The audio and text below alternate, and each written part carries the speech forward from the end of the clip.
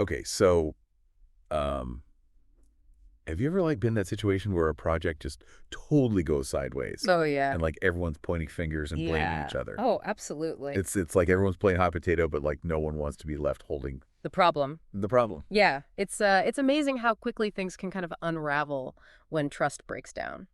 Yeah. It's like the foundation just crumbles underneath everything. Exactly. And that's what I think makes this book, Choose Trust, so fascinating.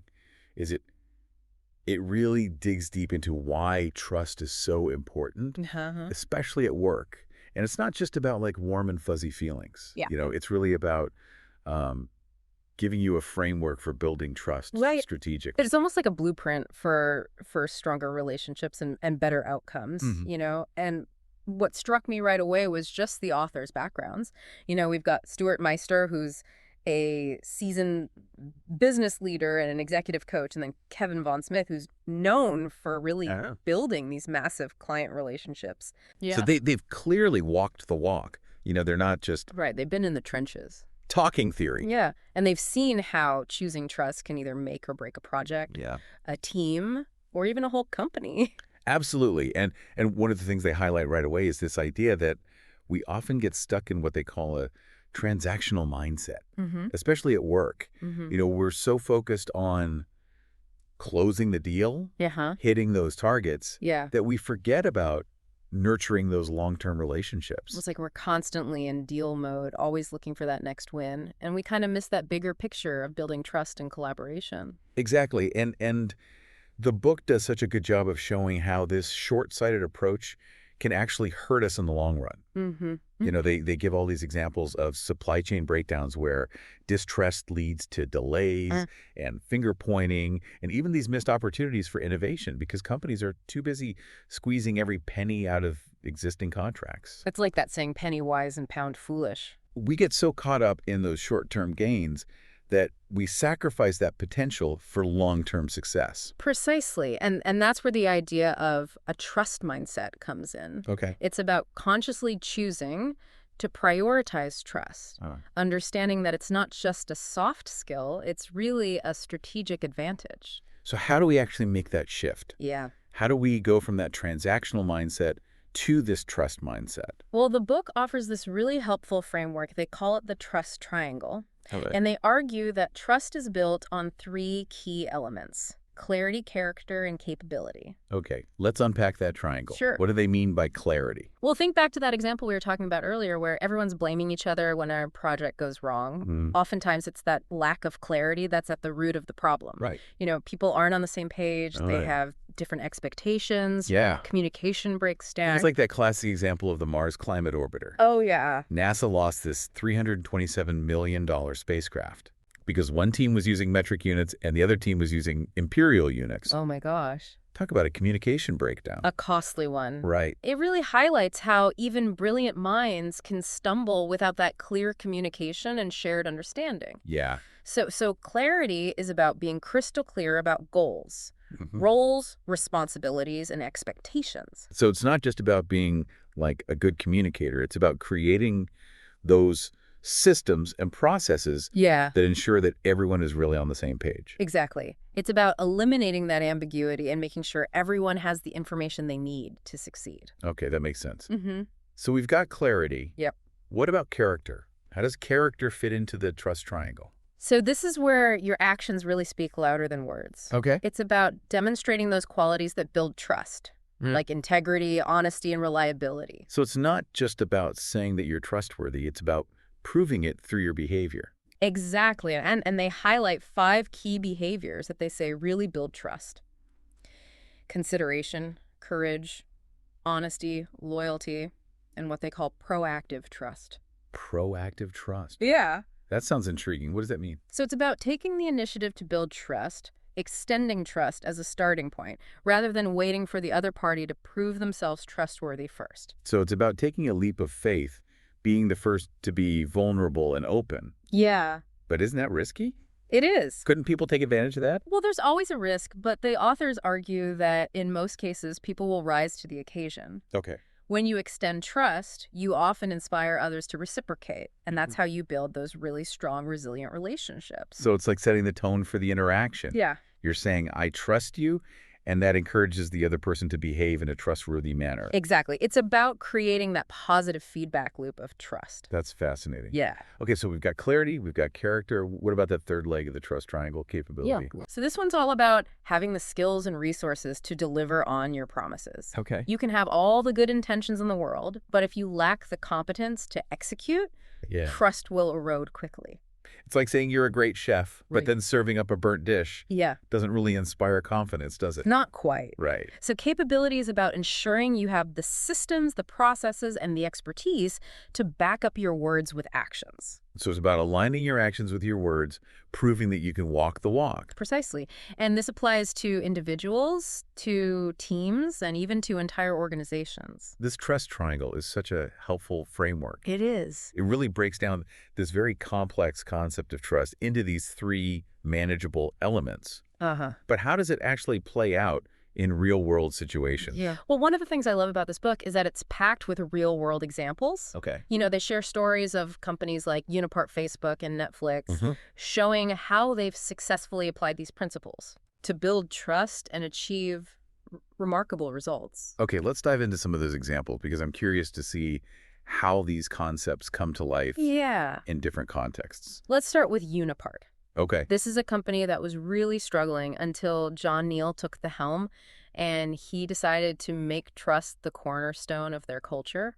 Interesting. They completely transformed their approach to employee and supplier relationships, Yeah. and the results were incredible. What kind of results are we talking about? Well, they went from being this struggling company to becoming a global leader in supply chain management. Wow. They even helped Jaguar launch next-day delivery in France at a time when that was unheard of. That's impressive. It was. It sounds like they really embraced that idea of proactive trust, seeing their suppliers as partners rather than adversaries. Exactly. And it wasn't just about warm, fuzzy feelings. You know, they Mhm. implemented systems and processes to support those trust-based relationships, Mhm. ensuring everyone had the clarity and the capability to succeed. So they didn't just talk about trust, they embedded it Yes. into the fabric of their organization. Exactly. And that's what made them so successful. Okay, so Unipart is a great example of how choosing trust can transform a company. It is. What about Facebook? Yeah. They're not exactly known for being a bastion of trust. That's true, but even Facebook has recognized the importance of trust in certain situations. Yeah. You know, they have this fascinating story about their Tiger team, Mm. which was this cross-functional group that was tasked with tackling the challenge of terrorist content on their platform. And this was back when there was a lot of scrutiny on social media platforms Right. for not doing enough to address harmful content. Right, exactly. And Facebook's initial response was somewhat reactive and fragmented, Mm-hmm. but then they formed this Tiger team, Okay. and they gave them a very clear mandate, the resources they needed, and most importantly, the trust to make decisions and take action. So they empowered this team to operate with a high degree of autonomy and trust. Exactly. And the results were impressive. Okay. They were able to develop more effective strategies for identifying and removing terrorist content, Mhm. and they were able to do it much faster than before. So it's like that old adage, if you want something done right, give it to a busy person. Right. But in this case, it's if you want something done right, give it to a trusted team. I like that. Yeah. Yeah, and it highlights how trust can be such a powerful tool for tackling complex problems, Yeah. even in an organization as large and complex as Facebook. Okay, so we've seen how choosing trust can transform a company, Yes. empower a team to address a critical issue. Mm-hmm. What about Netflix? Yeah. They've obviously been incredibly successful in disrupting the entertainment industry. They have. How does trust play into their story? So Netflix is a great example of how a culture of trust can foster innovation and agility. Okay. You know, they're known for empowering their employees to make decisions, to take risks, Mhm. and challenge the status quo. So it's not a top-down command and control environment. Not at all. They encourage open discussion and debate, even at the highest levels. Wow. They recognize that the best ideas can come from anywhere in the organization. Yeah. And they trust their employees to make those calls. It's like they've created an environment where people feel safe to experiment, to fail fast, Right. and to learn from their mistakes. Exactly. And that kind of environment is incredibly conducive to innovation. Yeah. It allows them to move quickly, adapt to changing market conditions, and stay ahead of the curve. These examples are really inspiring. They are. They show how choosing trust can have a real impact, Mm. from turning around a struggling company Yeah. to empowering a team to tackle a complex problem Uh-huh. to fostering a culture of innovation. And it's important to remember that these are just a few examples from the book. There are Right. many others, each illustrating a different facet of how intentionally choosing trust can lead to better outcomes. So it's not just a nice to have, it's a must have It is. for any organization that wants to thrive in today's complex and rapidly changing world. Exactly. And it's not just for companies. Right. You know, these principles can be applied to any relationship at work, at home, Mm. in our communities. That's a great point. So whether you're leading a team, working with clients, negotiating a deal, or even just interacting with your family and friends, Yeah, Choose Trust offers valuable insights and practical advice it does. on how to build stronger, more fulfilling relationships. It's a reminder that trust is a choice. Mhm. And it's a choice that can make all the difference. Yeah, I love that. Mm-hmm. And here's where things get even more interesting. You know, the book argues that in a world that's increasingly dominated by AI, our ability to connect and build trust with other humans is going Yeah. to become even more valuable. That's such a thought-provoking point. As AI takes over more of those routine tasks, Yeah. maybe even some client interactions or negotiations, Yeah. what's going to set us apart are those uniquely human skills. It's exactly empathy, understanding those nuances, building those genuine connections. Mm. Those are the things that, at least for now, AI can't replicate. It really makes you think about, what skills we should all be focusing on to stay ahead of the curve, Yeah. what's going to make us indispensable Right. in the future. And I think this book gives us some really good guidance there, Yeah. mastering these principles of clarity, character, and capability, Mm-hmm. that could be the key to navigating this evolving landscape. Okay, so let's zoom back in on this idea of clarity, Okay. because the book really emphasizes this as like the foundation of trust. Yeah. And you mentioned earlier that communication breakdown with the Mars Climate Orbiter. Right. What are some of the other common ways that you see clarity get muddled in a business setting?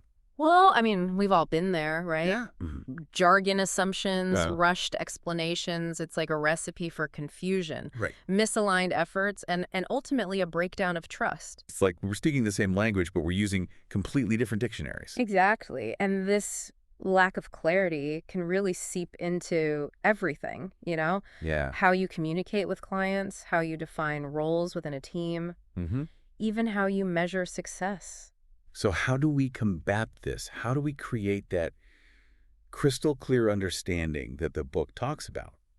So they offer this really practical exercise. They Uh-huh. call it different perceptions of reality. Okay. And you basically sit down with a colleague. Uh-huh. You pick a word that you use all the time, Okay. like strategy or innovation, Mm-hmm. and you each write down what that word means to you. I bet you get some surprising results from that. You'd be amazed at the subtle differences in interpretation that can exist, Yeah. even when people think they're on the same page. Right. And those differences can lead to major problems down the line Yeah. if they're not addressed. It's like you're both reading from the same map, but you have different ideas of where north is. Yeah. So this exercise is like calibrating your compasses Yes. before you set off on that journey together. It helps you get aligned from the start, Right. and it really sets the stage for more effective communication and collaboration. That's a great takeaway and something that listeners can try out right away Yeah, with your teams. absolutely. Now, you mentioned earlier that the book also digs into the why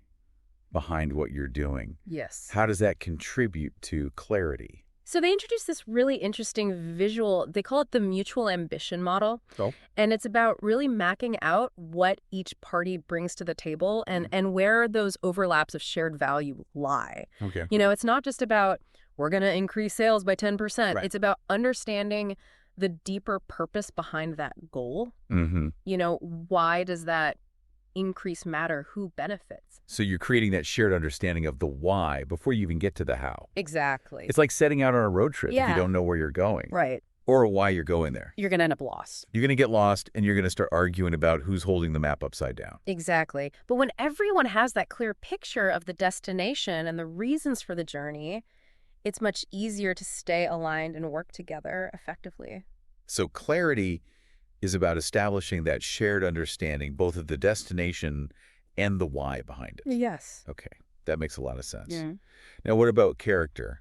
We touched on this earlier with those 5 trust behaviors. Right. But how do those actually play out Yeah. in a work setting? So remember, it's about walking the talk, not just paying lip service to trust, but demonstrating it through your actions. Okay. So let's take consideration, for example. Okay, consider it. It sounds like a basic human decency kind of thing. It is.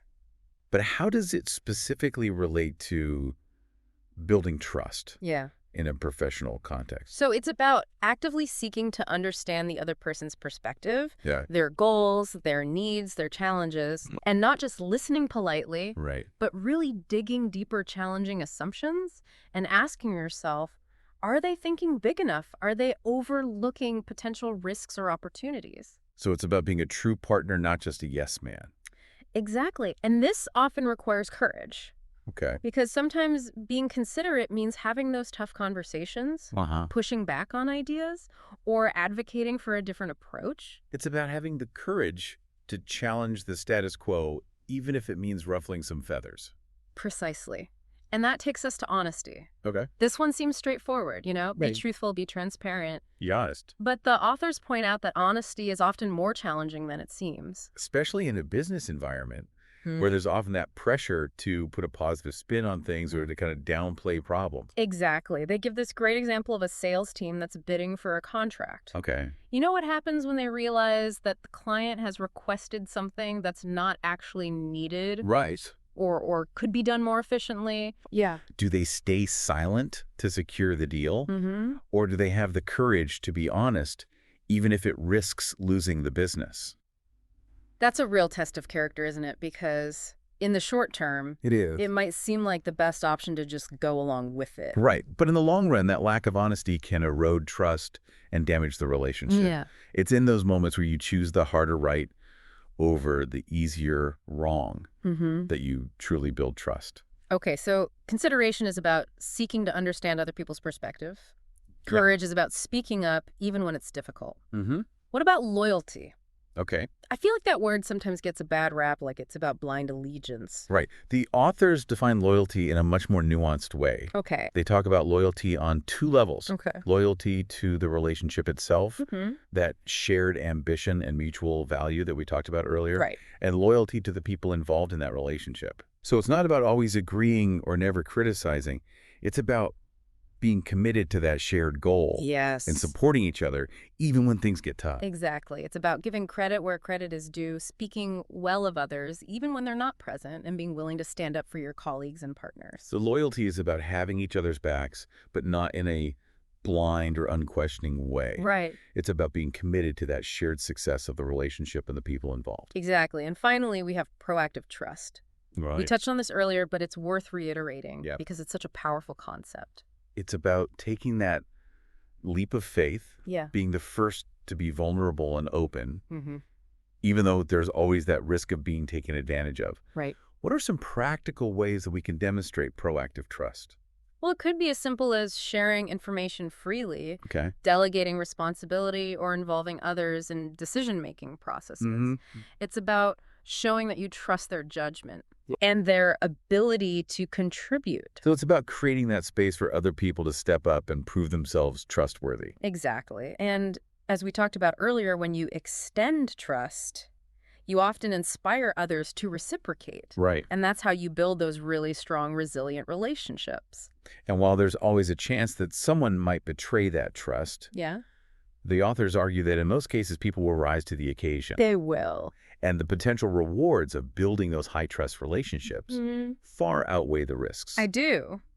Okay, so we've explored clarity Yeah. and character, those first 2 legs of the trust triangle. Now let's talk about that third leg, capability. Okay. It's all well and good to have clear goals and good intentions. Yeah. But if you don't have the skills and processes to actually deliver on your promises, Right. that trust is going to erode. It will.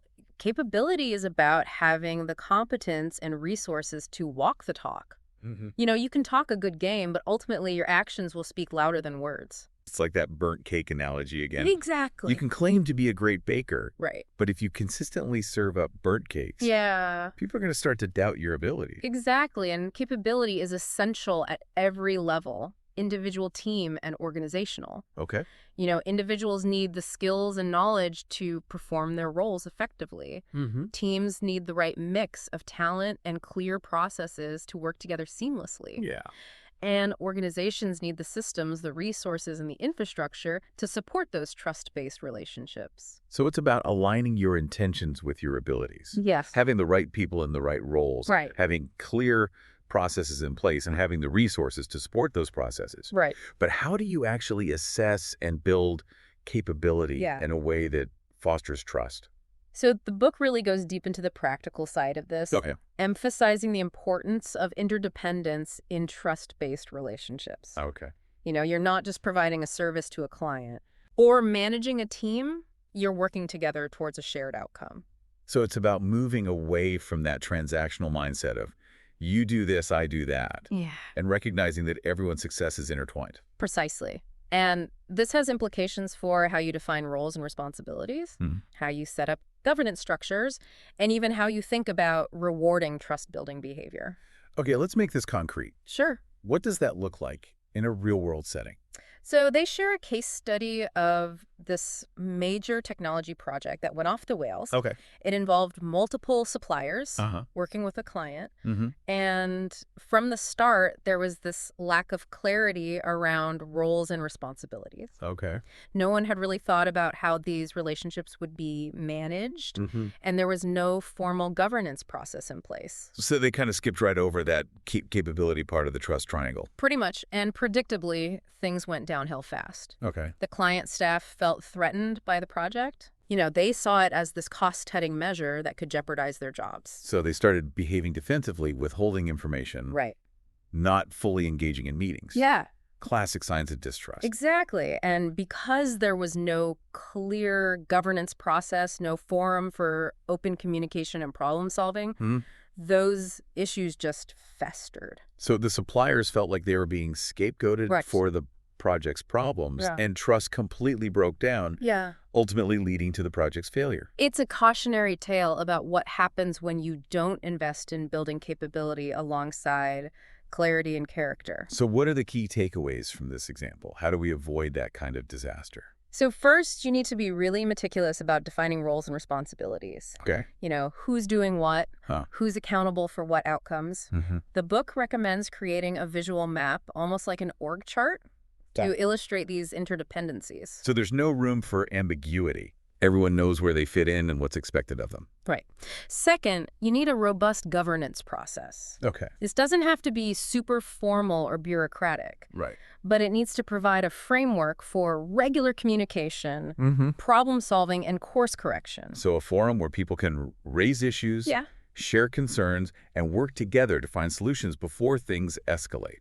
Exactly. And here's where measuring and rewarding trust-building behaviors comes in. Okay. If you only focus on outcomes, Mm-hmm. you miss this huge opportunity to reinforce the actions that contribute to success in the long run. So it's about recognizing and celebrating those instances where someone demonstrates honesty Yeah. or proactive trust, even if it doesn't immediately lead to a tangible result. Exactly. It's about creating a culture where those behaviors are valued and recognized, not just seen as nice-to-haves. That makes a lot of sense. Mm-hmm. Now, we've been talking about how this applies to kind of general business relationships. Yeah. What about leadership? Okay. How does choosing trust play out Yeah. in that context? So the book dedicates an entire chapter to high-trust leadership, Okay. emphasizing that it's about being a guide, not a god. Ooh, I like that. Yeah. So it's not about dictating from on high. It's about empowering your team Right. to navigate the journey together. Exactly. They quote management guru John Smythe, Oh. who asks, "Are you a god or a guide?" Mm-hmm. A god issues commands and expects blind obedience. Right. A guide, however, sets the direction, provides support, and trusts their team to find the best path forward. It's about creating that shared clarity that we talked about earlier, Yes. but then stepping back and letting your team own the how. Exactly. And this requires a willingness to be vulnerable, to admit you don't have all the answers, to ask for help. Which can be tough for leaders It can. because we're often conditioned to project confidence and authority. But the authors argue that this kind of vulnerability actually builds trust. It shows your team that you're human, that you're willing to learn and grow alongside them. And that creates a much more collaborative and supportive environment. Exactly. They He- share this example of Lee Kun-hee, Okay. the leader who transformed Samsung into this global Oh, powerhouse. yes, the change everything but your wife and children guy. That's the one. Right. He recognized that Samsung was struggling with quality issues, Mm. and he made this bold decision to completely overhaul the company's culture. And he didn't just issue a memo. He took dramatic action, He did. like that infamous bonfire of faulty phones. Exactly. It was this powerful symbol of his commitment to quality Yeah, and this clear message to his team that things were going to be different. and it worked. Samsung became synonymous with innovation and excellence. It's a powerful testament to the impact of a leader who is willing to be vulnerable, set a bold direction, Yeah. and then trust their team to find the way. And it highlights how trust can be this catalyst for change, even in a large established organization. Okay, let's shift gears a little bit and talk about teamwork. Sure. The book makes a really interesting distinction Yeah. between groups and teams. They do. They argue that many groups of people who work together Hmm. aren't truly functioning as teams. Okay. They're just individuals with their own agendas, often competing for resources and recognition. It's like that old saying, a team is a group of people who all want to go in the same direction. Yeah. A committee is a Yeah. group of people who all want to go in different directions. Exactly. And the book gives this great illustration of this concept. Okay. Imagine a group of people blindfolded, spun around a few times, and then asked to point north. They'd be disoriented Yeah, and right. pointing in all different directions. Exactly. And that's what happens in a lot of organizations. You Right. know, people are working hard, Mm-hmm. but without that shared understanding of the goal, without that clear North Star, Right. they end up pulling in different directions. So how do you transform a group into a true high-trust team? So it all starts with, you guessed it, clarity. Clarity. You need that shared ambition, that crystal clear understanding of the why behind what you're doing. Right. And then you need to define what success looks like in very concrete terms. So everyone knows where they're going. Yes. And how they'll know when they get there. Exactly. And they give the example of Netflix. Okay. You know, a company that's renowned for its innovative and collaborative culture. Mm-hmm. Netflix encourages open discussion and debate, even at the highest levels. Wow. They involve people from different departments in strategic decisions, Okay. recognizing that diversity of thought leads to better outcomes. And it's paid off for them in a big way. It has. They've completely disrupted the entertainment industry. Yeah. And it's a testament to the power of a team that is aligned around a shared goal that trusts each other to challenge assumptions and contribute their best ideas. Okay, so we've talked about clarity, character, and capability in general business relationships, Yeah. in leadership, and in teamwork. What about business development? Okay. How does choosing trust play out in that context? So it's all about shifting away from that traditional transactional approach to sales. You know, the hard sell, the focus on closing the deal at any cost, and instead building genuine relationships based on trust. So it's about seeing your clients as partners, not just targets. Exactly. And it starts with truly understanding their needs, their challenges, their ambitions. Okay. The book actually outlines a series of questions to ask throughout the buyer's decision-making process. Okay. It's not about pushing your product or service. It's about being a trusted advisor, Right. helping them find the best solution, even if it's not yours. So it's about being genuinely helpful, even if it doesn't immediately lead to a sale.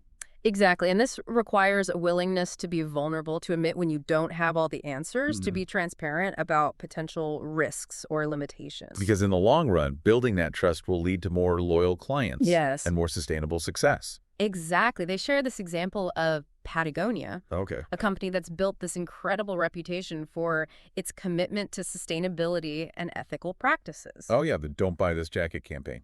That's the one. Right.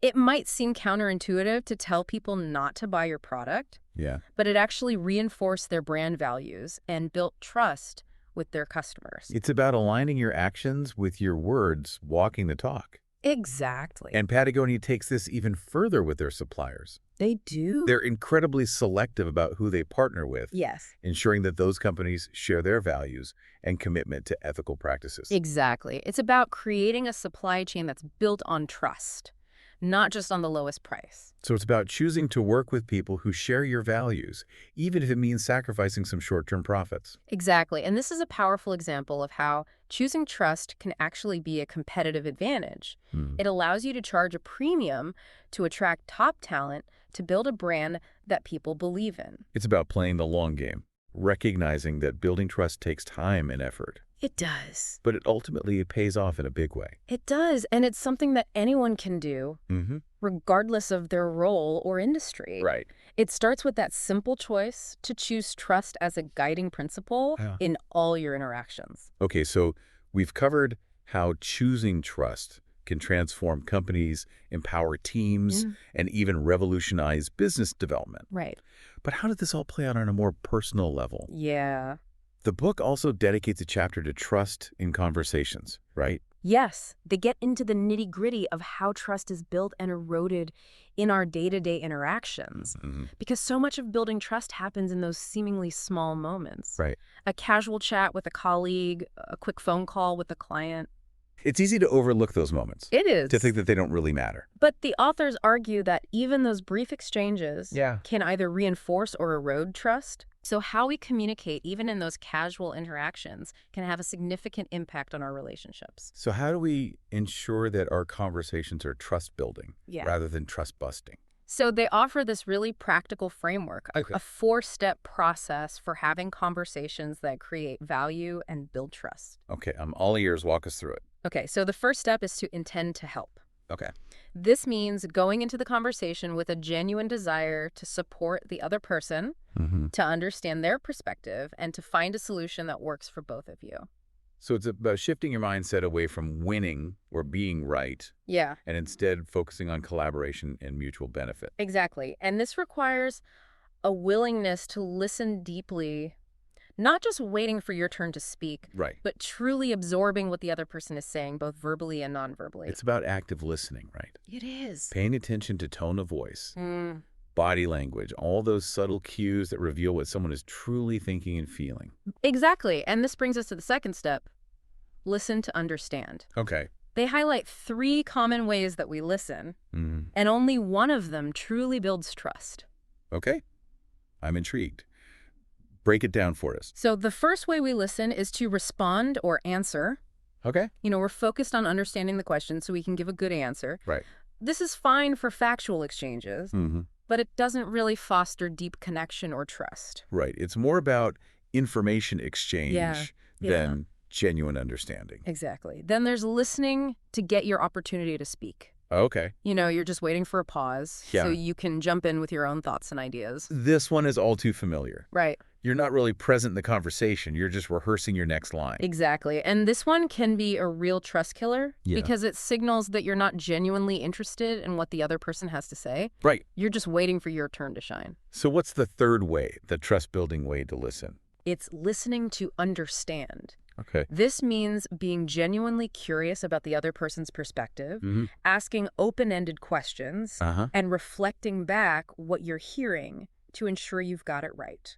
So it's about putting your ego aside, quieting that inner voice. Yes. That's always formulating a response. Right. And just being present in the moment, truly absorbing what the other person is trying to communicate. Exactly. And when you do that, something magical happens. What's that? People feel heard. Yeah. They feel understood, and that creates this powerful sense of connection and trust. Okay. So we've got intending to help, Mm-hmm. fully listening to understand. Yep. What's the third step in this framework for trust-building conversations? So it's about moving off the solution. Okay. This might seem counterintuitive, Yeah. especially in a business context where we're often focused on finding solutions quickly. Right. But they're arguing that jumping to solutions too quickly can actually hinder trust. Exactly. They use this analogy of an onion. What we often hear initially is just the outer layer, the surface level problem or request. Right. But to truly understand the issue, Yeah. we need to peel back those layers. Okay. Ask probing questions that get to the heart of the matter. So, for example, if a colleague comes to you and says, we need to invest in a new CRM system, Yeah. how would you apply this principle of moving off the solution? So instead of immediately jumping into a discussion about different CRM options, Right. you might ask questions like, what led you to that conclusion? Mm. What specific challenges are you facing with our current system? Okay. What outcomes are you hoping to achieve with a new one? So you're digging deeper, trying to understand the underlying why behind their request. Exactly. And by doing that, you're demonstrating that you're not just interested in selling them something. All right. You're genuinely interested in helping them find the best solution for their needs. And that builds trust because it shows that you're not just trying to push your agenda. Yeah.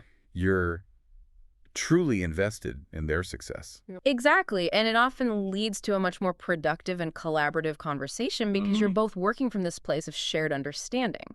Okay, so we've got intending to help, Yep. listening to understand, and moving off the solution. Right. What's the fourth and final step? So it's about creating shared understanding. Yeah. Once you've peeled back those layers and gotten to the heart of the issue, Yeah. you need to ensure that you're both on the same page about the problem, Yeah. the desired outcomes, and the path forward. So no room for assumptions or misinterpretations? Exactly. This involves using clear, concise language, avoiding jargon, and regularly summarizing what you're hearing to confirm understanding. And it also involves being willing to acknowledge and address any differences in perspective, right? Absolutely. It's about having those tough conversations in a respectful and constructive way, Right. recognizing that even when you disagree, you can still find common ground and move forward together. And that's the essence of trust, isn't it? Being able to navigate those disagreements, Yeah. those differences in perspective, in a way that strengthens the relationship rather than weakens it. It is, and it's this powerful reminder that trust isn't just some abstract concept. It's something we build and reinforce through our everyday interactions, through the way we communicate, the way we listen, and the choices we make in those seemingly small moments. So choosing trust is about being intentional in our communication, Yes. about actively listening to understand, about digging deeper to uncover the root cause of issues, and about creating that shared understanding Yeah. that allows us to move forward together even when we don't agree on everything. Beautifully put. Yeah. It's about recognizing that trust is a process, not a destination, and that it requires ongoing effort and attention. This has been such an insightful conversation. It has. Choose Trust really offers such a comprehensive framework It does. for understanding and building trust both in our personal and professional lives. Mm. What's the one big takeaway that you hope our listeners walk away with? I hope they recognize that trust is a choice, not a chance occurrence. Okay. And it's a choice that can make a profound difference in their lives and careers. You know, if they can embrace these principles and make that conscious effort to build trust in all their interactions, they'll unlock incredible potential for themselves, their teams, and their organizations. Beautifully said. And that brings us to the end of our deep dive into Choose Trust. Yes. We've covered a lot of ground today, from the importance of clarity and character to the power of proactive trust Yeah. and the nuances of trust-building conversations. But before we wrap up, we want to hear from you. Yes. What resonated with you most from Choose Trust? Yeah, what really stuck with you? Was there a particular example or anecdote that you were just like, oh, wow? And if you had to pick just one of those 5 trust behaviors to focus on in your own work life, which one would it be and why? Yeah. Tell us in the comments below. Yeah, we love getting into those discussions. Don't forget to subscribe to The Deep Dive for more explorations of fascinating books and ideas. And if you enjoyed this deep dive, Yes. please share it with your friends, your colleagues, Spread the trust. maybe even that one coworker who's always a little skeptical. Yeah. We'll be back soon with another deep dive. But in the meantime, remember, trust is a choice. It is. And it's a choice that can change everything.